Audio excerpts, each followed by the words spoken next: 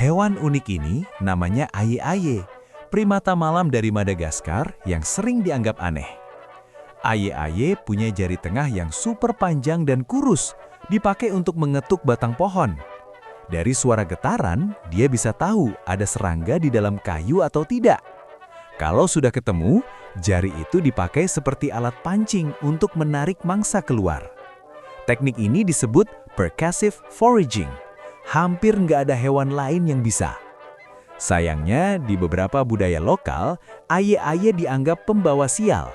Padahal secara ilmiah, dia sangat cerdas dan penting bagi ekosistem. Unik, pintar, tapi sering disalahpahami.